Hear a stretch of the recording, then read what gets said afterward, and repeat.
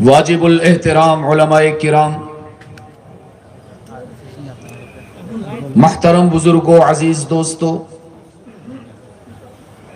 آج ہم یہاں جامعہ مدنیہ اسلامیہ قاضی بازار سلہٹ بنگلہ دیش میں سالانہ دینی، روحانی اور اصلاحی اجتماع میں رضائے الہی کے متلاشی بن کر جمع ہوئے ہیں۔ میں اللہ کے حضور ملتجی ہوں کہ رب العزت ہماری اس حاضری کو قبول فرما کر ذریعہ نجات بنائے اور ہمیں اس حاضری میں شرکت کے اجر کے طور پر جنت الفردوس کا داخلہ نصیب فرمائے۔ سب سے پہلے میں آپ سے یہ پوچھنا چاہوں گا کہ کیا آپ اردو سمجھ رہے ہیں؟ سمجھ رہے ہیں وہ ہاتھ بلند کریں۔ ماشاءاللہ۔ میں مسلسل حالت سفر میں ہوں اور کچھ علالت کا شکار بھی ہوں، اس لیے آپ کا وقت زیادہ نہیں لے پاؤں گا۔ تھوڑا سا وقت ہے، اس میں آپ کی توجہ مطلوب ہے۔ یاد رکھیے گا، قرآن کریم تعمیر انسانیت کا آخری فارمولہ ہے۔ یہ قرآن کریم کا اعجاز ہے کہ جو اس سے وابستہ ہو جائے قرآن اس کو بلند کر دیتا ہے۔ بالکل اسی طرح جیسے آپ حضرات نے غلاف کعبہ دیکھا ہوگا، وہ جو بیت اللہ پر کپڑا لٹکا ہوتا ہے کس رنگ کا ہوتا ہے؟ جی آواز نہیں آ رہی آپ کی؟ میں تو جان بوجھ کے آپ سے دور کھڑا ہوا ہوں تاکہ آپ کا بھی امتحان ہو جائے ایمان کی کتنی حرارت لے کر بیٹھے ہوئے ہیں آپ لوگ۔ غلاف کعبہ کا رنگ کیا ہوتا ہے؟ سیاہ رنگ ہوتا ہے۔ اس کی ہمارے دلوں میں عظمت اس کے رنگ کی وجہ سے نہیں ہے، ہمارے دلوں میں اس کی عظمت اس کی قیمت کی وجہ سے نہیں، ہمارے دلوں میں وہ اس لیے عظیم نہیں ہے کہ اس پر سونے کی تاروں سے نقش نگاری کی گئی ہے۔ ہم بیت اللہ کے غلاف سے اس لیے پیار کرتے ہیں، اسے اپنی آنکھوں پر اس لیے لگایا کرتے ہیں، وہ مل جائے تو اس کو سعادت سمجھتے ہوئے فریم کروا کے گھر کی دیوار پر اس لیے آویزاں کرتے ہیں کہ وہ غلاف کعبہ بیت اللہ کے ساتھ لگا ہوا ہے۔ بیت اللہ کی عظمت نے اس کپڑے کو بھی عظیم بنا دیا ہے۔ بالکل اسی طرح یہ بھی قرآن کریم کا اعجاز ہے کہ جو قرآن سے وابستہ ہوتا ہے قرآن اسے بھی عظیم بنا دیتا ہے۔ یاد رکھیے گا، قرآن کریم کی تاثیر یہ ہے کہ یہ حیوان ناطق کو انسان کامل بناتا ہے۔ قرآن کریم کی تاثیر یہ ہے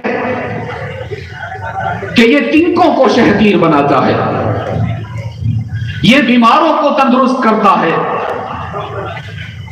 یہ شقاوت پسندوں کو سعادت مند بناتا ہے، یہ ضلالت میں بھٹکنے والوں کو ہدایت کی منزل پر لے جاتا ہے۔ اور مجھے کہنے کی اجازت دیجیے، یہ قرآن کریم کی تاثیر ہے کہ یہ جہنم کے دروازے بند کر کے جنت میں داخلہ عطا کرتا ہے۔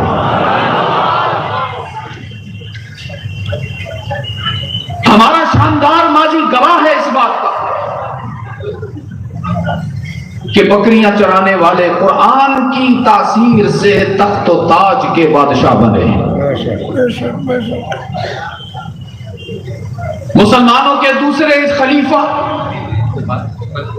سیدنا فاروق اعظم رضی اللہ تعالی عنہ ایک مرتبہ تنہائی میں اشکبار نظر آیا، روتے ہوئے دکھائی دیے۔ احباب نے پوچھا امیر المومنین کیا بات ہے، روتے کیوں ہیں؟ کہیں کسی جنگ سے، کسی محاذ سے مسلمانوں کی شکست کی خبر تو نہیں آ گئی؟ فرمانے لگے نہیں بحمداللہ، ہر جگہ مسلمان کامیاب ہو رہے ہیں، ہر جگہ سے فتوحات کی خبریں آ رہی ہیں۔ تو پوچھا گیا پھر آپ کی آنکھوں میں آنسو کیوں؟ فرمانے لگے روتا اس لیے ہوں کہ آج اسی جگہ پر کھڑا ہوں جہاں بچپن میں بکریاں چراتا تھا، اور بکریاں میرے قابو نہیں آتی تھی۔ بکری سمجھتے ہیں، کوئی دائیں بھاگ جاتی میں اس کو پکڑنے جاتا، پھر دوسری بائیں بھاگ جاتی میں اس کے پیچھے جاتا، کوئی درخت پہ چڑھ جاتی میں اس کو پکڑتا، کوئی ٹیلے پر چڑھ جاتی، سارا دن گزر جاتا، بکریاں میرے قابو نہ آتی۔ جب شام ہوتی تو میرا والد خطاب مجھے ڈانٹتا اور کہتا عمر بکریاں تو سنبھال نہیں سکتے ہو، زندگی کیسے گزارو گے؟ آج اسی مقام پر کھڑا ہوں اور ابن خطاب کی حیثیت سے نہیں، امیر المومنین کی حیثیت سے کھڑا ہوں۔ 22 لاکھ مربع میل کی سلطنت پر میرا حکم چل رہا ہے۔ آج جب یہاں پر آیا تو میرے دل نے مجھے یاد دلایا عمر تو وہی تھا جس کی بات بکریاں بھی نہیں مانتی تھیں۔ ارے یہ کس کی تاثیر کا اثر ہے، یہ کس کا فیضان نظر ہے، یہ کس کی تعلیمات کا ثمر ہے کہ آج خط لکھتے ہو تو دریا بھی غلامی کرتے ہوئے نظر آتے ہیں۔ یہ قرآن کریم کی پروڈکشن ہے، یہ قرآن کریم کا اعجاز ہے، یہ قرآن کریم کے تیار کردہ شاہکار ہیں۔ کسی نے شیخ سعدی سے کہا، سعدی کو جانتے ہیں؟ کسی نے شیخ سعدی سے کہا سعدی کیا بات ہے؟ یہی قرآن تھا، اس کو صحابہ پڑھتے تھے، صحابہ کی بات جنگل کے درندے مان لیتے تھے، اسی قرآن کو ہم بھی پڑھتے ہیں، ہماری بات تو اولاد نہیں مانتی۔ سوال سمجھے ہو؟ جس قرآن کو پڑھ کر صحابہ کی بات ہوائیں مانتی تھیں، دریا مانتے تھے، کانپتی ہوئی زمین پر پاؤں سے ٹھوکر لگاتے زلزلے رک جاتے تھے، اسی قرآن کو ہم بھی پڑھتے ہیں، ہماری بات تو خیر سے بیگم صاحبہ بھی نہیں مانتی۔ کسی نے کہا سعدی اس کا مطلب یہ ہے نا کہ قرآن بدل گیا؟ سعدی نے کہا نا نا نا، قرآن نہیں بدلا، مسلمان بدل گیا ہے۔ فرمایا پارا کے در لطافت تباش خلاف نیست، پارا کے در لطافت تباش خلاف نیست، در باغ لالا روید و در شور بو مخص۔ شیخ سعدی نے مثال دے کر سمجھایا کہ جیسے آسمان سے برسنے والی بارش، اس کے رنگ میں کوئی فرق نہیں، اس کے ذائقے میں کوئی فرق نہیں، اس کی خوشبو میں کوئی فرق نہیں، یہی بارش جب باغات میں برستی ہے پھول کھلتے ہیں، خوشبو مہکتی ہے، لیکن یہی بارش جب کوڑے کے ڈھیر پر برستی ہے، گندے پانی میں گرتی ہے تو بدبو اٹھتی ہے۔ شیخ سعدی نے فرمایا قرآن کا حال بھی بارش کی طرح ہے۔ سمجھ رہے ہو؟ ترجمے کی ضرورت تو نہیں، قرآن کا حال بھی بارش کی طرح ہے۔ شیخ سعدی فرما رہے ہیں اس قرآن کو ابو جہل سنے تو زندیق بنتا ہے، ابو بکر سنے تو صدیق بنتا ہے۔ فرق قرآن میں نہیں آیا، فرق ہمارے قلوب میں آ گیا نا، ہمارے دلوں کے برتن جو میلے ہو گئے، اس میں قرآن کا علم جو آتا ہے تو اس کی تاثیر نظر نہیں آتی۔ میرے عزیز دوستوں، میں کہا کرتا ہوں جہاں بھی جا رہا ہوں بنگلہ دیش میں، دوستوں سے کہہ رہا ہوں کہ خدا کے لیے قرآن سے دوستی کرو۔ میرا یہ دعویٰ ہے دنیا کا کوئی دوست اتنا با وفا نہیں جتنا قرآن با وفا ہے۔ دنیا کی ہر دوستی مفاد پر مبنی ہوتی ہے، مفاد نہ ملے دوستیاں ٹوٹ جاتی ہیں، رشتے بے وفا ہو جاتے ہیں، لیکن یاد رکھنا قرآن واحد دوست ہے جو کبھی بے وفائی نہیں کرتا، دنیا میں بھی تمہارا ساتھ دیتا ہے، قبر میں بھی دوست بن کے آتا ہے، اور حشر میں بھی جنت میں لے جاتا ہے۔ قرآن سے دوستی کرو گے نا؟ کون کون کرے گا؟ ذرا ہاتھ بلند کیجئے۔ آئیے میں آپ کو بتاؤں قرآن سے دوستی ہوگی کیسے۔ قرآن سے دوستی بالکل ویسے ہوگی جیسے انسان سے دوستی ہوتی ہے۔ جب ہم کسی انسان سے تعلق بناتے ہیں، اس سے اس کا نام پوچھتے ہیں، اس کا کام پوچھتے ہیں، اس کا مقام پوچھتے ہیں، اس کی زبان پوچھتے ہیں، اس کے آنے کا مقصد پوچھتے ہیں، اس کی منزل پوچھتے ہیں، تو آہستہ آہستہ تعلق بنتا چلا جاتا ہے، دوستی ہوتی چلی جاتی ہے۔ میں نے بھی قرآن کریم سے یہ گفتگو کی اور میں حیران ہو گیا کہ جس قرآن کو میں ہمیشہ الماری میں بند کر کے رکھتا تھا، جس قرآن کو ہمیشہ کپڑے میں لپیٹ کر رکھتا تھا، جس قرآن کے بارے میں میں سمجھتا تھا کہ یہ تو صرف ثواب حاصل کرنے کی کتاب ہے، جب میں نے قرآن سے بات کرنا شروع کی تو قرآن نے مجھ سے بات کرنا شروع کر دی۔ میں قرآن سے سوال کرتا گیا، قرآن جواب دیتا گیا۔ تھوڑے سے سنا دوں آپ کو۔ میں نے قرآن سے سب سے پہلا سوال کیا، قرآن کریم مسمک، اپنا نام کی؟ ہمیں علماء نے آپ کا نام بتا دیا، اساتذہ کرام نے آپ کا نام بتایا، ہمیں قرائے کرام نے آپ کا نام بتایا، ہمیں ہمارے محترم والدین نے آپ کا نام بتایا۔ آج میں آپ سے پوچھتا ہوں، قرآن آپ بتائیے آپ کا نام کیا ہے؟ قرآن کریم نے فرمایا بل ہوا قرآن مجید۔ کیا نام بتایا قرآن نے؟ کوشش کریں، تھوڑا زورے بول لیں، کوشش کر لیں۔ بندہ اسلام آباد سے چل کے آپ تک آ گیا اور آپ کی آواز وہاں سے یہاں تک نہ آئے تو پھر دوستی کیسے ہوگی بھائی؟ مجھے تو حضرت ابھی بتا رہے تھے نا آپ کے سامنے کہ فلاں عالم بھی تشریف لائے، فلاں بزرگ بھی تشریف لائے، فلاں علامہ بھی تشریف لائے، تو میں تو سوچ رہا تھا کہ سلہٹ والوں کا ایمان اوج سریا پر ہوگا اور میں بس 15-20 منٹ میں اپنی بات کر کے چلا جاؤں۔ اب مجھے کیا پتا تھا کہ ساری محنت تو مجھے کرنا پڑ رہی ہے۔ کوشش کریں تھوڑا سا اونچا بول لیں، کوئی بات نہیں، گلا خراب نہیں ہوگا آپ کا انشاءاللہ، اور اگر ہو بھی جائے گا تو اس پر یقین دلاتا ہوں کہ اللہ کی طرف سے اجر نصیب ہوگا انشاءاللہ۔ کیا نام بتایا قرآن نے؟ میں نے کہا قرآن کریم آپ کا کام کیا ہے، کیوں آئے ہو دنیا میں؟ قرآن کریم نے فرمایا ھدی للمتقین۔ اس لیے آیا، اس کا ترجمہ میں بتاؤں؟ میں اس کا ترجمہ بتاتا ہوں جو میرے دل میں آتا ہے کہ قرآن نے کہا فیصل میں تو سلہٹ کے مسلمانوں سے دوستی کرنے کے لیے آیا ہوا۔ میں نے کہا قرآن کریم آپ کا مقام کیا ہے، کہاں سے آئے ہو؟ فرمایا فی لوح محفوظ۔ کہاں سے آیا بھائی؟ میں نے کہا قرآن کریم آپ کو بھیجا کس نے ہے دنیا میں؟ فرمایا تنزیل من رب العالمین۔ کس نے بھیجا ہے؟ اور اونچا بولو۔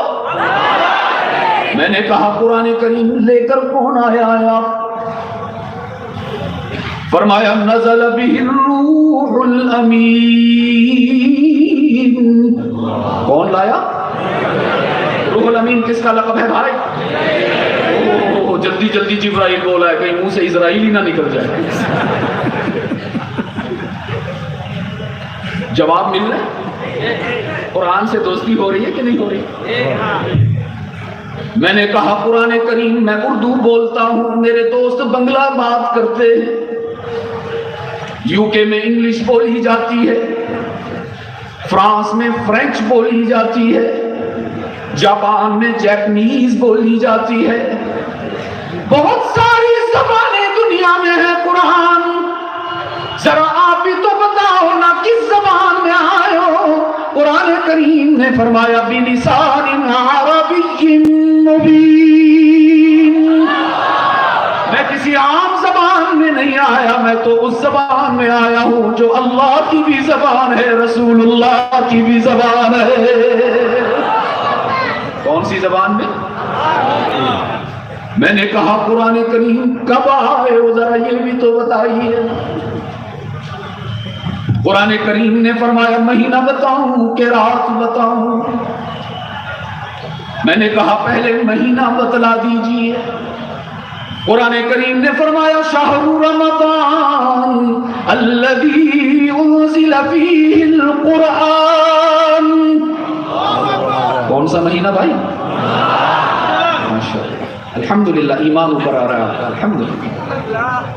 میں نے کہا قرآن اب ذرا یہ بھی تو بتاؤ نا کس رات میں تشریف لائے؟ قرآن کریم نے فرمایا اِنَّا أَنزَلْنَاهُ فِي لَيْلَةِ الْقَدْرِ۔ کس رات میں آیا بھائی؟ میں نے کہا قرآن کریم نام بھی بتا دیا، کام بھی بتا دیا، مقام بھی بتا دیا، بھیجنے والے کی بھی خبر مل گئی، لانے والے کا بھی علم ہو گیا، زبان بھی بتا دی، مہینہ بھی معلوم ہو گیا، اور رات بھی، ساری تفصیلات بتا دی قرآن۔ ہم مطمئن ہو گئے، اب ذرا یہ بھی تو بتاؤ نا کس پر نازل ہوئے ہو؟ تو قرآن کریم نے مہکتے ہوئے چمکتے ہوئے جواب دیا نزل علی محمد۔ واہ واہ نہیں بھائی، صلی اللہ ہو۔ اور اے کاش کہ آپ کے اس درود پاک میں آپ کے عشق مصطفیٰ کی حرارت شامل ہو جائے، اے کاش کہ آپ اتنا زور سے یہ درود پڑھیں کہ آپ کی آواز عرش معلا تک چلی جائے۔ اللہ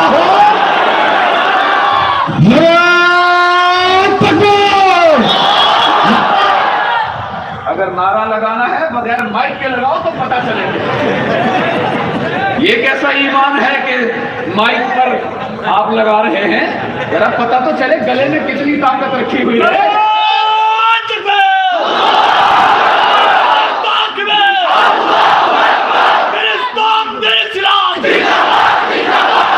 بس وقت کم ہے میرے پاس، میرے بعد بھی حضرات علماء تشریف رکھتے ہیں۔ میں نے کہا قرآن کریم محمد کون ہیں، ذرا ان کے بارے میں بھی تو بتائیے نا۔ قرآن کریم نے فرمایا محمد رسول اللہ۔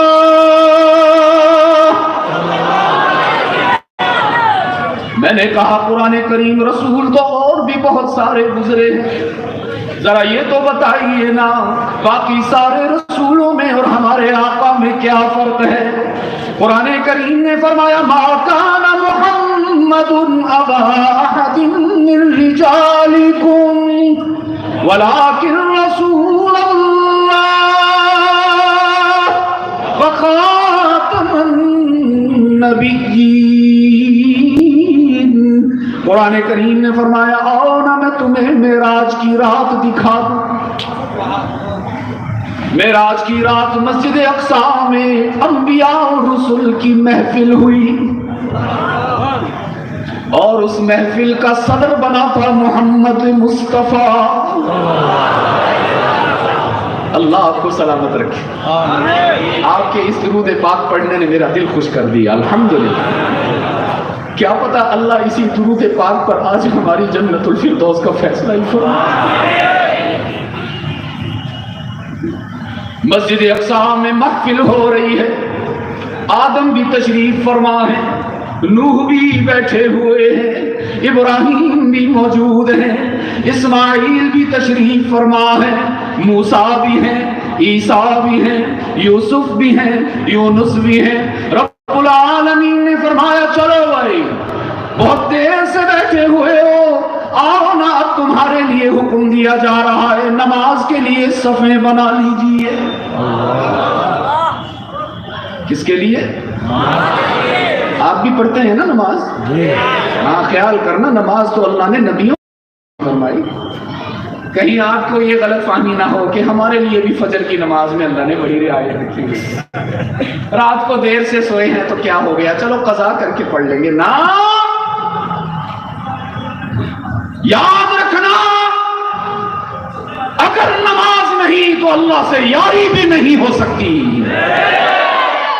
وہ روزانہ 5 دفعہ آپ سے دوستی کا اعلان کرتا ہے کہ آ جاؤ میرے بندے، جو کامیابی تم دکان میں ڈھونڈ رہے ہو، جو کامیابی تم کاروبار میں ڈھونڈتے ہو، جو کامیابی تم کھیتوں میں ڈھونڈتے ہو، جو کامیابی تم ملازمت میں ڈھونڈتے ہو، ارے وہ کامیابی تو اللہ نے مسجد میں رکھی ہوئی ہے، آؤ نہ لے جاؤ. رب العالمین نے فرمایا صفے بناؤ، ابھی نماز ہوگی. انبیاء صفوں میں آ گئے، سوچا ہوگا شاید انفرادی نماز پڑھ لیں. رب العالمین نے فرمایا جاؤ جبرائیل، امام کے لیے آگے مصلی بھی بچھا دو. امامت کا مصلی بچھا دیا گیا. تمام انبیاء اور رسل صفوں میں کھڑے ہو گئے. اب میں نے کسی کتاب میں نہیں پڑھا، میرا دل کہتا ہے اس روز ہر نبی چاہتا ہوگا آج مجھے امامت مل جائے. بہت بڑا منصب تھا نا، انبیاء کی امامت تھی بھائی. اس روز نوح بھی چاہتے ہوں گے مجھے امامت مل جائے. اس روز ابراہیم چاہتے ہوں گے مجھے امامت مل جائے. اس روز اسماعیل چاہتے ہوں گے میں تو ذبیح اللہ ہوں، مجھے امام بنایا جائے. موسیٰ کی بھی خواہش ہوگی میں کلیم اللہ ہوں، مجھے امامت کا مصلی دے دیا جائے. یوسف سوچتے ہوں گے میں تو حسن و جمال کا بادشاہ ہوں، شاید مجھے آج امامت کا منصب دے دیا جائے.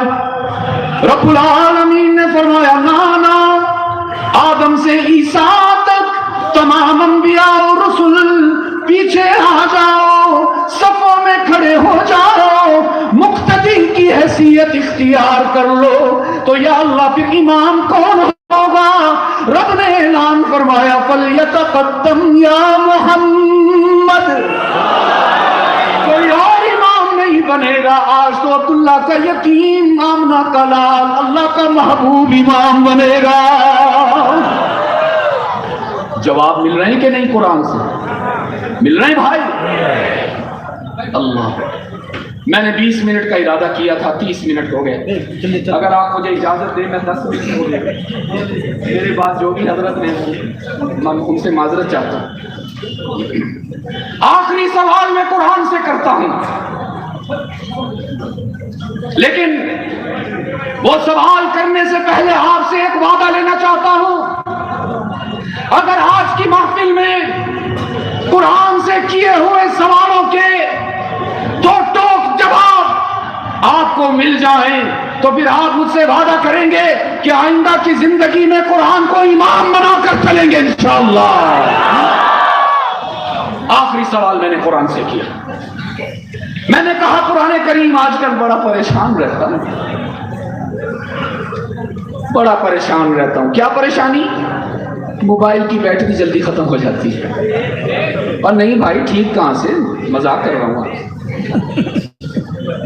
میں نے قرآن سے کہا دکھی رہتا ہوں، مغموم رہتا ہوں، میرا دل پرسکون نہیں ہوتا، رات کو نیند نہیں آتی، دن کو چین نہیں ملتا.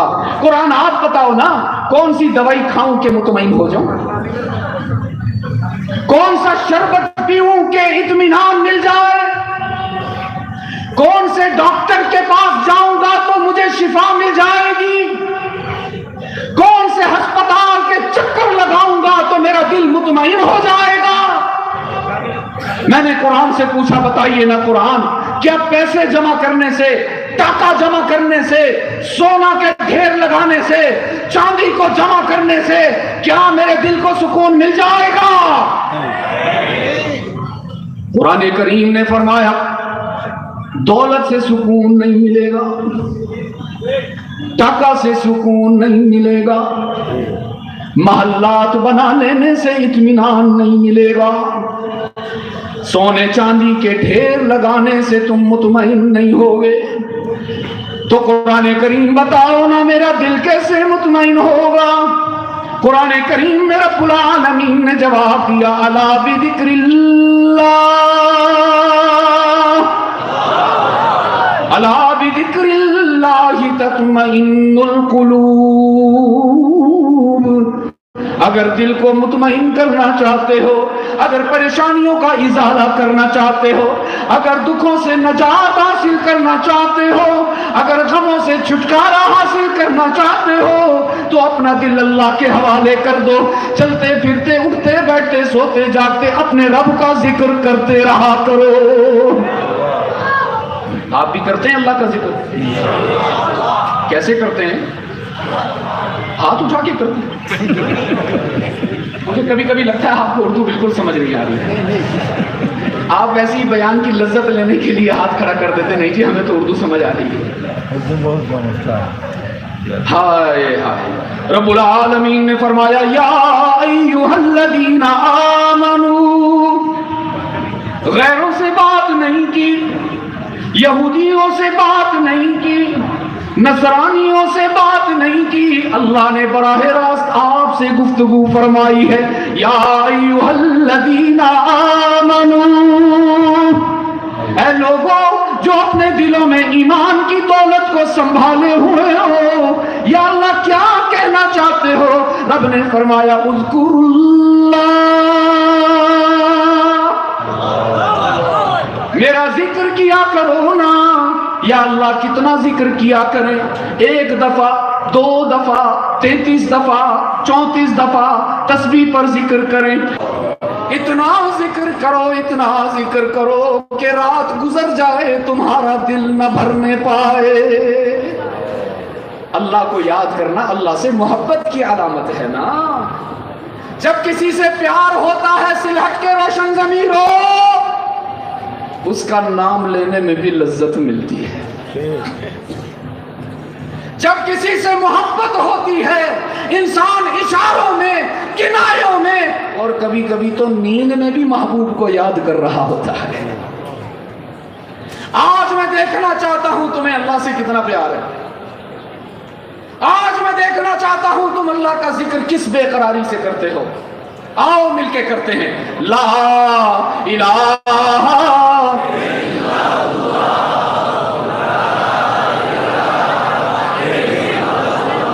یہ جس طرح آپ پڑھ رہے ہیں نا، یہ آواز تو میرے تک نہیں، اور میں چاہتا ہوں اللہ کے عرش تک آواز چلی جائے.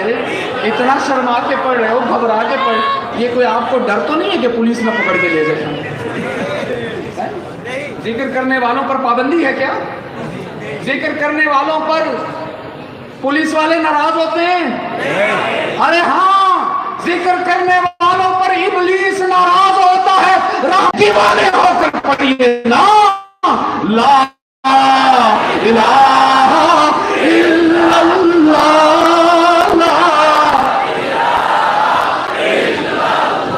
ابھی بھی تھوڑی کسر رہ گئی ہے، ابھی بھی تھوڑی سی کمی رہ گئی ہے. وہ جو آخر میں کھڑے ہوئے ہیں ادارے کے دروازے کے قریب، ان کی آواز آئے حضرت محتمم صاحب تک تو بات بن جائے لا الہ الا اللہ.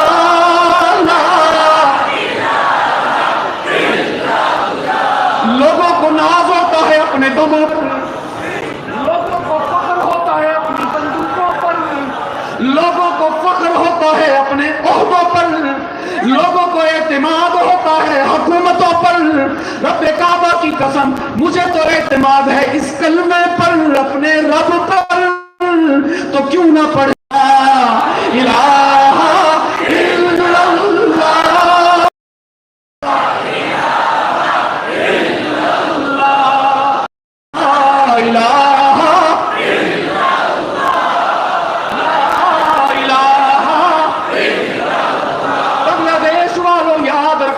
تمہاری طاقت بموں میں نہیں، تمہاری طاقت گولیوں میں نہیں، تمہاری طاقت اللہ نے اس کلمہ توحید میں رکھی ہوئی ہے. جب تک اس سے وفا کرو گے دشمن ناکام ہوگا، تم کامیاب ہوگے. لا الہ الا اللہ، لا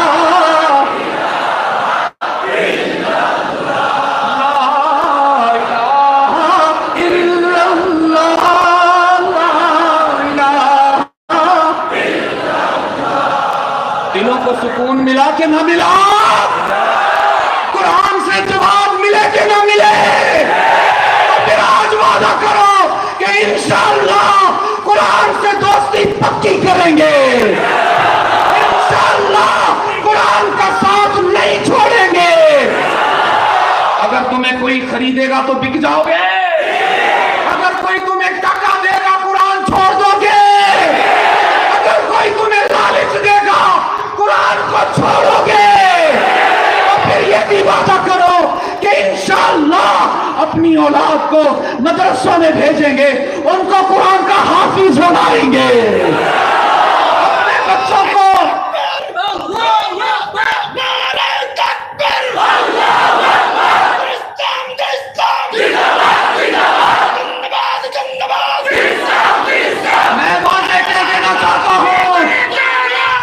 میں جھوٹے وعدوں پر اعتبار نہیں کرتا۔ بنگلہ دیش والوں کہیں مجھے خوش کرنے کے لیے وعدہ نہ کر بیٹھنا، ارے وعدہ کرنا تو اپنے اللہ سے کرنا، عہد کرنا تو اللہ سے کرنا کہ اللہ چاہے کچھ ہو جائے، چاہے ہمیں گولیاں مار دی جائے، چاہے ہمیں آگ میں پھینک دیا جائے، چاہے ہمیں پھانسی پر لٹکا دیا جائے، انشاءاللہ علماء کا ساتھ نہیں چھوڑیں گے، انشاءاللہ مدارس کا ساتھ نہیں چھوڑیں گے، انشاءاللہ خود بھوکا رہنا پڑا بھوکے رہیں گے، لیکن مدرسے کے طلباء کو بھوکا نہیں سونے دیں گے، انشاءاللہ۔ پکا وعدہ کرتے ہو؟